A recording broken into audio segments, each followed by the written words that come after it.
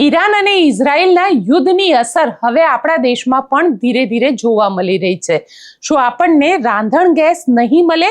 કારણ કે એલપીજીની જે શોર્ટેજ છે તેને લઈને હવે સરકારે પ્લાનિંગ શરૂઆત કરી દીધી છે। કારણ કે ઘણી બધી હોટલો, એ મહારાષ્ટ્ર હોય, હૈદરાબાદ હોય, આ બધી જ જગ્યાએ હોટલો ઉપર અત્યારે તેને બંધ કરી દેવામાં આવી છે। કારણ કે કમર્શિયલ યુઝ માટેના, એટલે કે ધંધાદારી યુઝ માટેનો જે એલપીજી સિલિન્ડર હોય તે મળતા બંધ થઈ ગયા છે અને તેના જ કારણે હોટલો બંધ કરી દેવામાં આવી છે, રેસ્ટોરન્ટો બંધ કરી દેવામાં આવી છે। પરંતુ શું તેની અસર આપણા રોજિંદા જીવન પર પણ થશે, તેની ચર્ચા કરીશું આજે। કારણ કે ગુજરાત સરકાર પણ આને લઈને એક પ્લાનિંગ કરી રહ્યું છે। શું છે તે પ્લાનિંગ, તેની ચર્ચા કરીશું। સાથે સાથે વાત કરીશું ખેડૂતોની। આજે ખેડૂતોની ચર્ચા એટલા માટે કરીશું કારણ કે રાજુ કરપડા, જેમણે આમ આદમી પાર્ટીમાંથી રાજીનામું આપી દીધું હતું, ખેડૂત આગેવાન છે, ખેડૂત નેતા છે, રાજુ કરપડા હવે એક મોટી જાહેરાત કરવા જઈ રહ્યા છે। તેઓ કઈ પાર્ટીમાં જોડાશે તે જાહેરાત પણ હોઈ શકે અને સાથે સાથે ખેડૂતોને લઈને હવે રાજુ કરપડાનું એક નવું એલાન છે।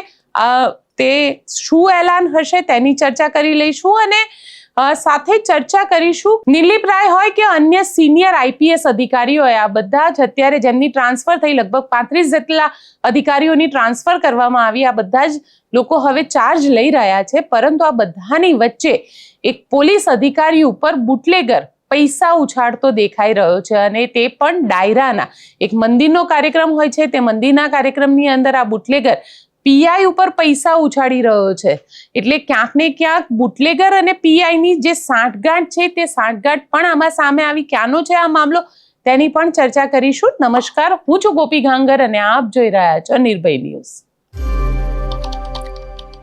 ભારતમાં અત્યારે રાંધણ ગેસને લઈને હાહાકાર મચેલો છે। કારણ કે જે રીતે ઈરાન અને ઇઝરાયલની વચ્ચે યુદ્ધ ચાલી રહ્યું છે અને ત્યાંથી જે ક્રૂડ ઓઇલ આવે છે, એ ક્રૂડ ઓઇલના સપ્લાય ઉપર જ્યાં અત્યારે રોક લાગેલી છે। કારણ કે હવે જે નવું ક્રૂડ ઓઇલ આવશે તે રશિયાથી આવશે। આપને યાદ હશે કે ખુદ ડોનાલ્ડ ટ્રમ્પે એવું કહ્યું હતું કે હું 30 દિવસ સુધી ભારતને રશિયાથી ક્રૂડ ઓઇલ ખરીદવાની અનુમતિ આપું છું। આ અનુમતિ શબ્દને લઈને ઘણા બધા લોકોએ વાંધો ઉઠાવ્યો હતો, પરંતુ અત્યારે જે સ્થિતિ સર્જાઈ છે, આ સ્થિતિ છે દેશની અંદર ઘણી બધી એવી ઇન્ડસ્ટ્રીઝ છે કે જેની અંદર ગેસની જરૂર પડે છે। એટલે કમર્શિયલ ગેસ જે કટર માટે વપરાતા હોય છે, આ બધાની જરૂર પડતી હોય છે, તે ઇન્ડસ્ટ્રીઝને અત્યારે શટડાઉન કરી દેવામાં આવી છે। જેની સૌથી વધારે જે અસર છે એ મોરબીની સિરામિક ઇન્ડસ્ટ્રીઝ ઉપર દેખાઈ રહી છે। કારણ કે મોરબીની સિરામિક ઇન્ડસ્ટ્રીઝ જે છે એ ગેસથી ચાલતી ઇન્ડસ્ટ્રી છે અને ગેસ અત્યારે ન મળતો હોવાના કારણે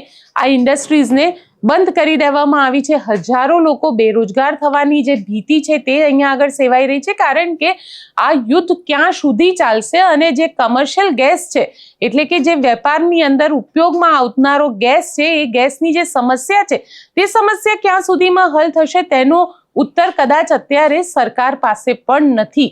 અને એટલા જ માટે આજે પેપર ઇન્ડસ્ટ્રીઝ હોય કે પછી સિરામિક ઇન્ડસ્ટ્રીઝ હોય, આ બધી જ ઇન્ડસ્ટ્રીઝને તેની સીધી અસર થઈ છે। આજે સીધી અસર મોરબીના સિરામિક ઇન્ડસ્ટ્રીઝને થઈ છે। તેના જે વેપારીઓ છે તેઓ કહી રહ્યા છે કે અત્યારે તો સ્થિતિ એવી આવેલી છે કે તેમને પોતાની જે ઇન્ડસ્ટ્રીઝ છે, જે ટાઇલ્સ મેન્યુફેક્ચરિંગ છે, તેને બંધ કરવું પડ્યું છે અને સાથે સાથે હવે એની અસર જે છે તે હવે રોજિંદા જીવનમાં પણ જોવા મળશે। એટલા માટે મળશે કારણ કે એક તરફ જે સપ્લાય હોવો જોઈએ તે સપ્લાય છે નહીં અને ડિમાન્ડ ઘણી જ વધારે છે। લગભગ 50% જેટલો કાપ આવ્યો છે જે ગેસ નો સપ્લાય છે તેની અંદર, અને તેમાં પણ ડિમાન્ડ વધારે છે અને તેના જ કારણે થઈને મહારાષ્ટ્ર, ઉત્તર પ્રદેશ, મધ્યપ્રદેશ, રાજસ્થાન, છત્તીસગઢ જેવા રાજ્યોએ કમર્શિયલ ગેસ સપ્લાય ઉપર હાલ પૂરતો પ્રતિબંધ મૂકી દીધો છે। એટલે કે આ બધા જ રાજ્યોની અંદર જે કમર્શિયલ ગેસ, હોટલ, રેસ્ટોરન્ટ, આ બધી જ જગ્યાએ જે કમર્શિયલ ગેસ વપરાય છે, એ ઇન્ડસ્ટ્રીઝ પણ હોય, તેની અંદર જે ગેસ વપરાય છે તેની ઉપર અત્યારે પ્રતિબંધ મૂકી દીધો છે। અને પ્રતિબંધ થવાના કારણે ઘણી બધી એવી રેસ્ટોરન્ટ છે, ઘણા બધા એવા હોટલ્સ છે, જે લોકોએ અત્યારે પોતાનો ધંધો જે છે તેને બંધ કરવો પડ્યો છે અને ભોજનાલયો બંધ કરી દેવા પડ્યા છે। નાના જે હોટલ્સ છે તેને અત્યારે થોડો સપ્લાય ચાલુ રાખવામાં આવ્યો છે તાકી તેમનો રોજિંદો જે જીવન તેઓ તેના ઉપર આધારિત છે, તો તે પોતાનું રોજિંદુ જીવન જે છે તે જીવી શકે। અને સાથે સાથે તેમાં પણ જો વાત કરવામાં આવે તો ઘરની અંદર જે પીએનજી ગેસ વપરાય છે અને સાથે એલપીજી જે ગેસ વપરાય છે તે અત્યારે સંપૂર્ણ રીતે મળી રહેશે, કારણ કે અત્યારે તેના ઉપર કોઈ પણ પ્રકારનો કાપ મૂકવામાં નથી આવ્યો.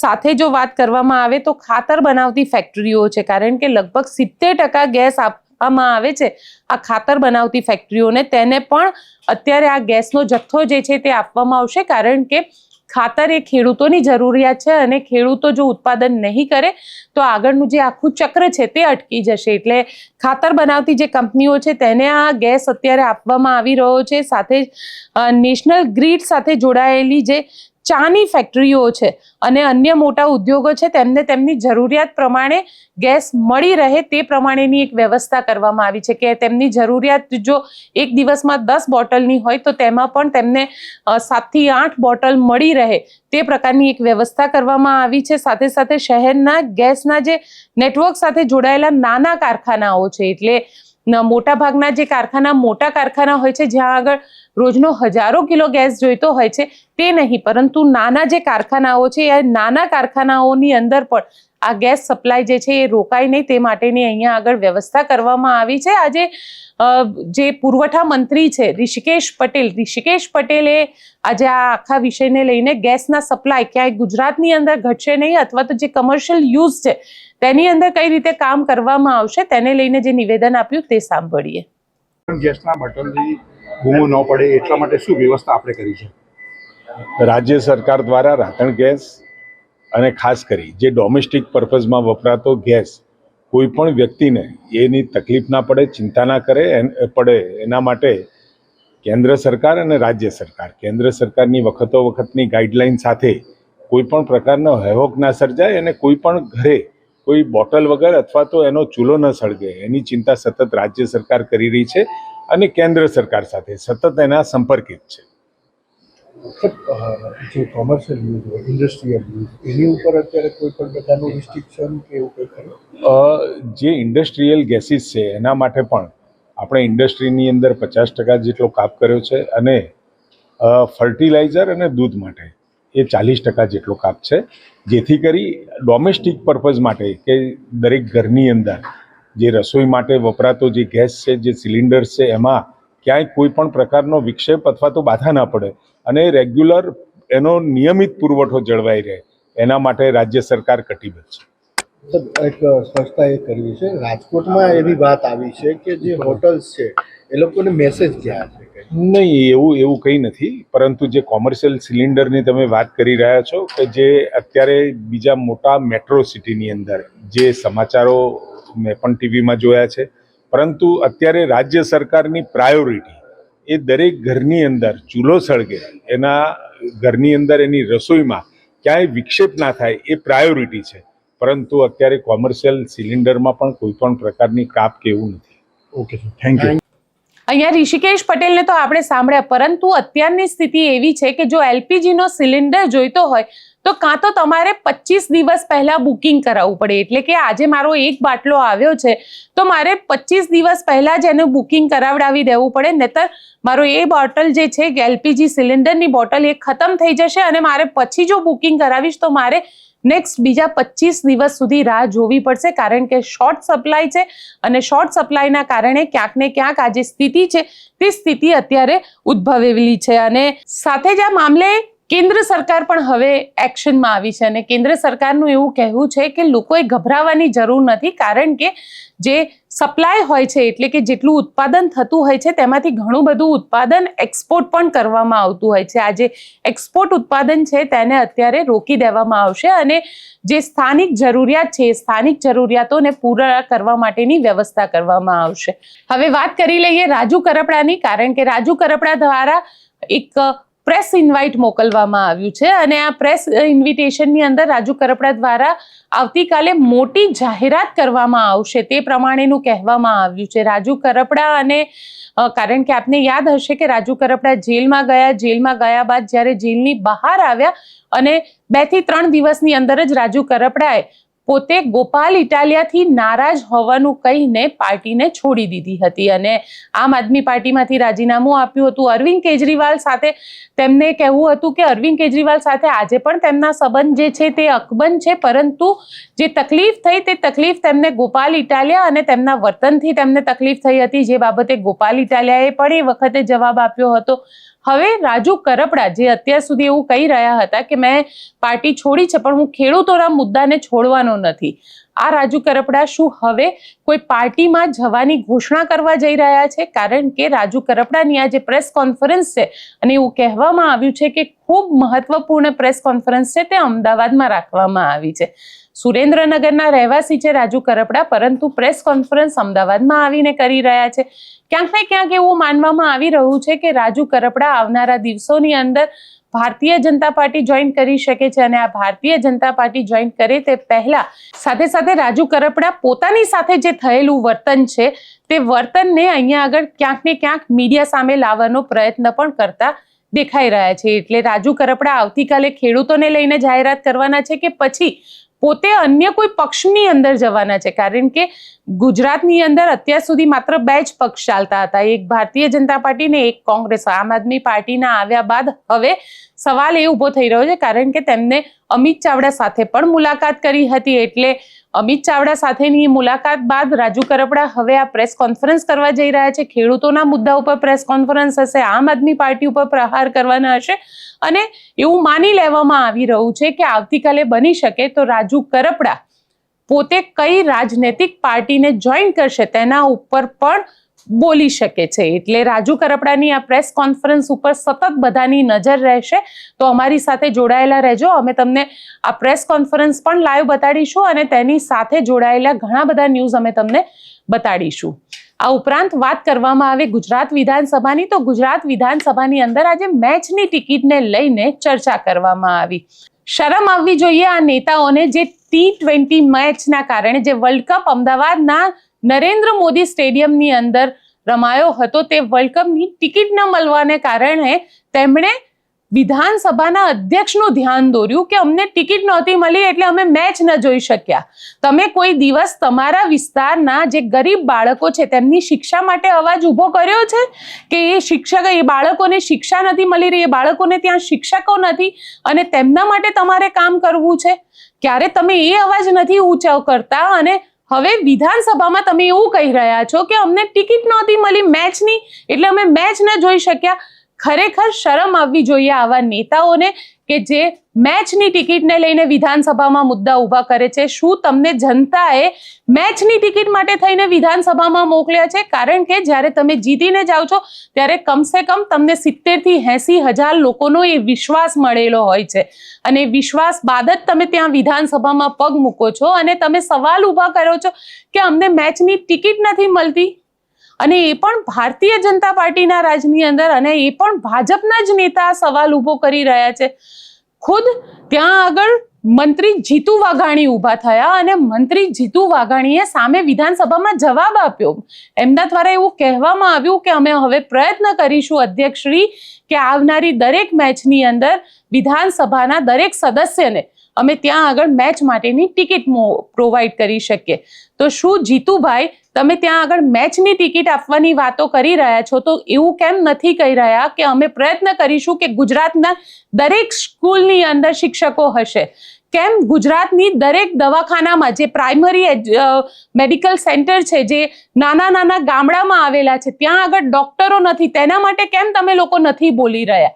આ સવાલ ઊભો થઈ રહ્યો છે ને આ સવાલ એટલા માટે ઊભો થઈ રહ્યો છે કે મેચ જેવી વાતને લઈને જો વિધાનસભામાં કહેવામાં આવે, જો એ નેતા પોતે પૈસા ખર્ચી શકતા હોત તો તેમને ટિકિટ પણ મળી ગઈ હોત.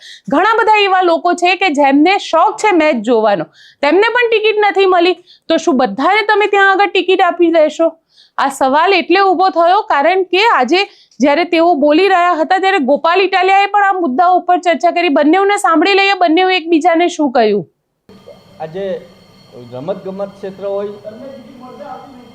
એ ટિકિટનો જે પ્રશ્ન છે એ બાબતમાં મારું જે મોવડી મંડળ નક્કી કરતું હોય છે, પરંતુ જ્યાં સુધી અમે અમારી જવાબદારી નિભાવી રહ્યા છે એ અમે ખંતથી નિભાવીશું.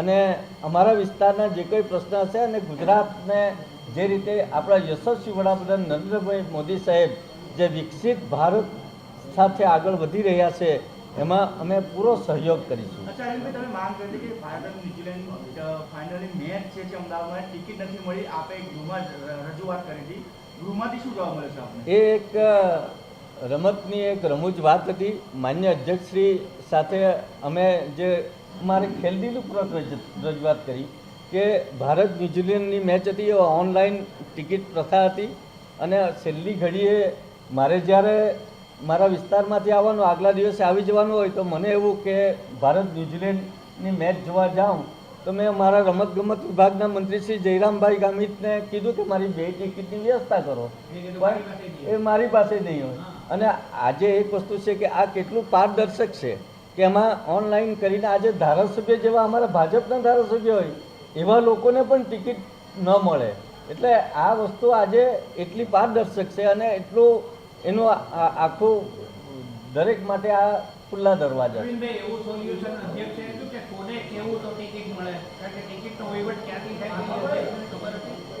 આ ટિકિટ બાબતમાં અમને એ બાબતમાં પછી બધા ખુલાસો થયા અને બીજી વખત આવું જનતાને તો જણાવો. અરે જીતુભાઈએ તમને જે જવાબ આપ્યો તો શું કહ્યું તો આગામી મેચમાં તમને બધાને લઈ જવા માટે વ્યવસ્થા એ બાબત શું? હા, જીતુભાઈએ અમને હકારાત્મક ને આખા ગૃહમાં તમામ સભ્યો માટે એમણે કીધું કે આવા કોઈ પણ કાર્યક્રમ છે ધારાસભ્યને પ્રાયોરિટી આપીશું. આ વખતે ક્યાં ખેલ થઈ ગયો એવું કંઈ ન કીધું? આવું કોઈ વસ્તુ કંઈ નથી થયું. એમાં તમને કીધું કે અમારા જેવા ધારાસભ્યો હોય એવા લોકોને બી આજે ટિકિટ ન મળી, એટલે એ બાબતમાં કંઈ હોય. આજે બહુ મારે તો દુઃખ સાથે કહેવું પડે છે કે કરોડો રૂપિયાના ખર્ચે આ વિધાનસભા ભવન ચાલે છે. કરોડો રૂપિયાના પગાર, કરોડો રૂપિયાના ખર્ચાઓ એટલા માટે પબ્લિક કરે છે કે પબ્લિકના વિષય ઉપર કોઈ વાત થાય. મેં જોયું કે ભાજપના એક માનની ધારાસભ્યશ્રી ઊભા થયા અને સરકારને રજૂઆત કરી કે અમને ક્રિકેટની સ્ટેડિયમની ટિકિટ ન મળી, ન્યૂઝીલેન્ડ અને ભારતની ક્રિકેટની ફાઇનલની ટિકિટ નથી મળતી તો સરકાર કંઈક ટિકિટની વ્યવસ્થા કરે. તો સામા પક્ષે સરકારમાંથી કૃષિ મંત્રી ઊભા થયા અને એમણે આશ્વાસન આપ્યું કે સરકાર આવતી કોઈ પણ ફાઇનલ મેચ હશે તો બધા સભ્યો માટે ટિકિટની વ્યવસ્થા કરશે. આટલી જ ગંભીરતા જે બાળકોને શાળામાં એડમિશન નથી મળતું એના માટે કેમ નહીં? કહેવું જોઈએ સરકારે કે કોઈ પણ દર્દી ખિસ્સામાં પૈસા ન હોય તો એડમિશન વગરનો નહીં રહે દવાખાનામાં કે શાળામાં જગ્યાઓ નથી, દવાખાનામાં ખાટલાઓ નથી, ગરીબ માણસને બસમાંય ટિકિટ મળતી નથી કેમ કે બસ જ આવતી નથી. હજારો એવા વિસ્તારો છે કે જ્યાં બસો જ આવતી નથી, કોઈ વાહન આવતા નથી. એ વિષય ઉપર કોઈ ગંભીરતા સરકારની નથી. પણ અવડી મોટી ગુજરાતની વિધાનસભાની અંદર ક્રિકેટની ટિકિટો ધારાસભ્યોને નથી મળતી એ બાબતના મુદ્દા ઉપસ્થિત થાય છે. મને એવું લાગે છે કે ગુજરાતની જનતાએ આની ગંભીર નોંધ લેવી જોઈએ કે આ વિધાનસભામાં કેવા કેવા પ્રકારના મુદ્દાઓ આવી ગયા છે. હવે વાત કરીએ કોંગ્રેસની, કારણ કે કોંગ્રેસે સ્થાનિક સ્વરાજની ચૂંટણીને લઈને તૈયારીઓની શરૂઆત કરી દીધી છે. જો વાત કરવામાં આવે તો 15 જેટલી મ્યુનિસિપલ કોર્પોરેશનમાં 1044 જેટલી સીટ છે, સાથે 34 જેટલી જિલ્લા પંચાયતોમાં 1084 જેટલી સીટ ઉપર ચૂંટણી થશે. 265 તાલુકા પંચાયતમાં 5214 જેટલી બેઠકો ઉપર ચૂંટણી થશે અને 83 નગરપાલિકામાં 2596 બેઠકો ઉપર ચૂંટણી થશે. એટલે આમ જોવા જઈએ તો ગુજરાતની અંદર લગભગ 90% વિસ્તાર એવો છે કે જ્યાં આગળ આ વખતે ચૂંટણી થવાની છે. આ 90% વિસ્તારની અંદર જ્યારે સ્થાનિક સ્વરાજની ચૂંટણી થઈ રહી હોય તો દરેક રાજનૈતિક પાર્ટી માટે આને લિટમસ ટેસ્ટ કહી શકાય, કારણ કે કોંગ્રેસ હવે પોતાના ઉમેદવારની શોધ નક્કી કરી છે અને કોંગ્રેસે એવું કહ્યું છે, એક બારકોડ એમને QR કોડ અહીંયા આગળ આપ્યો છે અને આ QR કોડના આધારે જે પણ યુવાનો પોતે ચૂંટણી લડવા ઈચ્છી રહ્યા છે તે કોંગ્રેસના આ QR કોડને સ્કેન કરીને પોતાની ડિટેલ્સ તેની અંદર ભરી શકે છે અને આવી રીતે કોંગ્રેસ પોતાના ઉમેદવારની તલાશ કરી રહી છે. પરંતુ સવાલ અહીંયા એ ઊભો થઈ રહ્યો છે, કારણ કે કોંગ્રેસ વર્ષો જૂની પાર્ટી છે, નવી સિસ્ટમ લઈને આવી, ખૂબ સારી વાત છે, પરંતુ આવી રીતે શું ઉમેદવાર મળી શકે ખરા? આ સવાલ એટલે ઊભો થયો કારણ કે કોંગ્રેસ જે પોતાના વર્ષો જૂના કાર્યકર્તા છે, કારણ કે એક તરફ વાત કરી રહી છે કે રેસના ઘોડા, લગ્નના ઘોડા, રાહુલ ગાંધી જ્યારે આવી વાતો કરતા હોય ત્યારે યુવાનોને મહત્વ આપવાની વાત કોંગ્રેસ દ્વારા કરવામાં આવી છે. ખૂબ સારી વાત છે. તુષાર ચૌધરીએ કહી દીધું છે કે અમે 50% જેટલા ઉમેદવાર જે છે એ 50 વર્ષની નાની ઉંમરના જ ઉમેદવારોને ટિકિટ આપીશું. પણ સવાલ અહીંયા એ ઊભો થઈ રહ્યો છે કે આ જે ટોટલ કરવામાં આવે તો લગભગ 10,000 જેટલી બેઠકો છે. આ 10,000 જેટલી બેઠકો ઉપર કોંગ્રેસને એટલા ઉમેદવાર મળશે ખરા કે કોંગ્રેસને ઉમેદવાર નથી મળી રહ્યા એટલા માટે થઈને આ QR કોડ મૂકવામાં આવ્યો છે કે કોંગ્રેસના જે કાર્યકર્તાઓ છે કાર્યકર્તાઓને એવું લાગી રહ્યું છે કે કોંગ્રેસ નહીં જીતી શકે એટલા જ માટે પહેલેથી જ રણછોડ બની ગયા છે. આ સવાલ ઊભો થઈ રહ્યો છે, જે સવાલ અત્યારે ભારતીય જનતા પાર્ટીએ પણ કરવામાં આવ્યો છે. ભારતીય જનતા પાર્ટીના પ્રવક્તા અનિલ પટેલ દ્વારા એક પ્રેસ કોન્ફરન્સ કરવામાં આવી. આ પ્રેસ કોન્ફરન્સમાં પણ કોંગ્રેસ પર સવાલ ઊભો કર્યો કે કોંગ્રેસને આટલા વર્ષ જૂની આ પાર્ટીને કેમ આ પ્રકારે કરવું પડ્યું છે. આ પ્રકારનો સવાલ પૂછવામાં આવ્યો છે. અહીંયા આગળ આપણે પહેલા તો અમિત ચાવડાને સાંભળ્યા અને ત્યારબાદ અનિલ પટેલને સાંભળીએ, જે ભારતીય જનતા પાર્ટીના પ્રવક્તા છે, જેમને જવાબ આપ્યો છે. ઉમેદવારી કરવા માટે QR કોડ ઓનલાઈન વ્યવસ્થાની પણ આજે જાહેરાત કરીએ છીએ અને એમની પણ ઉમેદવારીને આવકારીએ છીએ.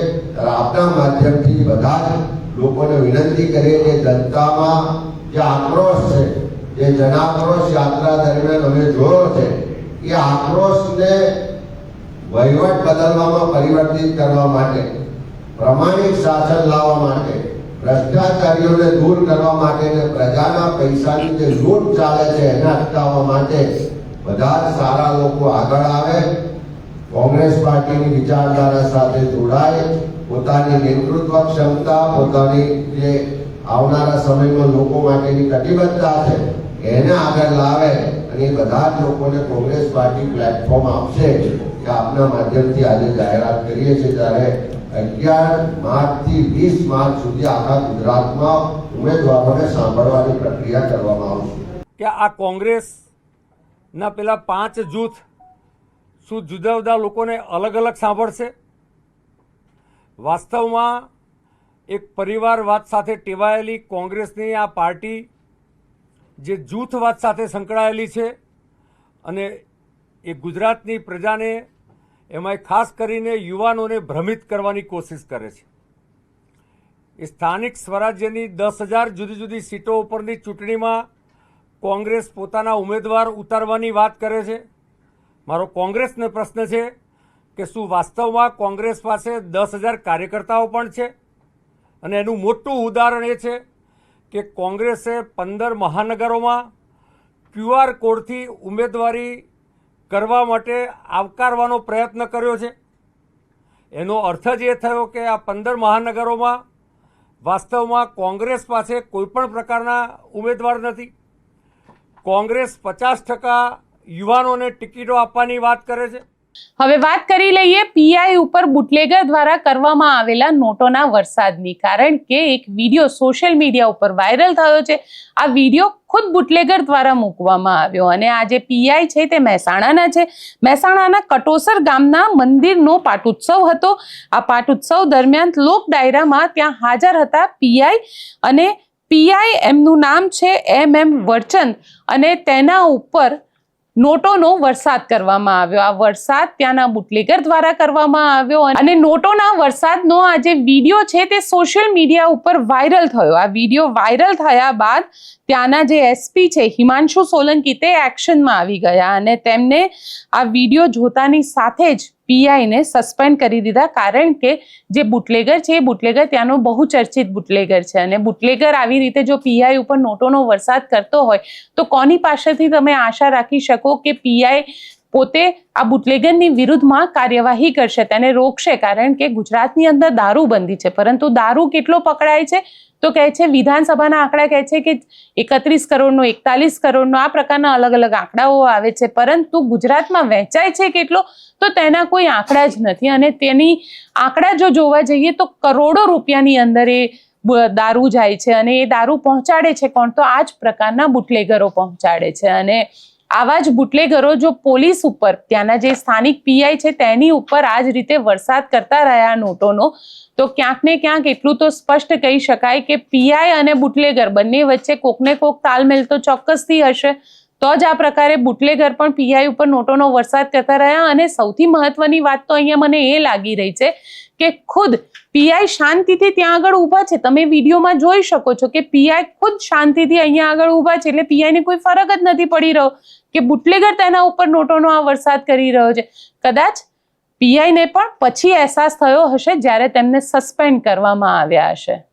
આપ શું માનો છો કે પીઆઈ અને બુટલેગર બંને વચ્ચે કોકને કોક તો તાલમેલ ચોક્કસથી રહ્યું છે? અને આવા તાલમેલ કેટલા પોલીસ સ્ટેશનની અંદર છે? મને કોમેન્ટ કરીને ચોક્કસથી જણાવજો. અને અમારી ચેનલ નિર્ભય ન્યૂઝને લાઇક, શેર અને સબસ્ક્રાઇબ કરવાનું ભૂલશો નહીં. આભાર.